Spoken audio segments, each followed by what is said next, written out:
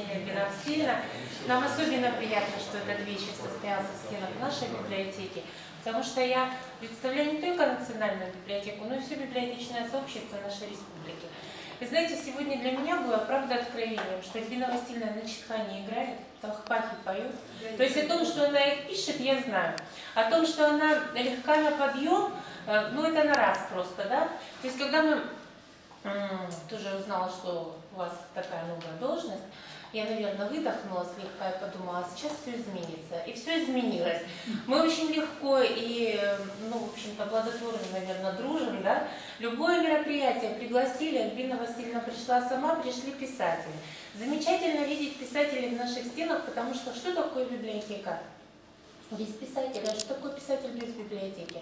Мы одно целое. Поэтому я хочу вам пожелать самого доброго. Вот улыбайтесь всегда так же искренне, потому что вокруг, глядя на вас, хочется улыбаться всем. Сегодня чувство юмора увидела, ну, великолепное, смеялась до слез. Поэтому актерское мастерство, так пахчи, я не знаю, что еще скрыто в ваших талантах, мы еще узнаем, я думаю, лет через несколько.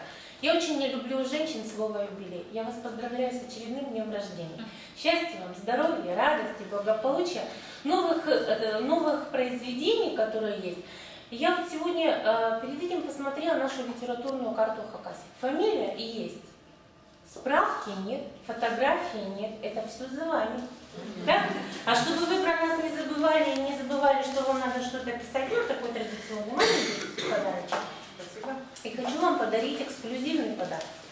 Наверное, не у каждого есть вот такой управленческий альманах номер 3, а Дачерсу это выпускает наша национальная библиотека в соавторстве с нашими учеными, краеведами, этнографами, писателями и всем прочим. И мы очень надеемся, что в следующем 4-м выпуске здесь вы будете участвовать. С днем рождения!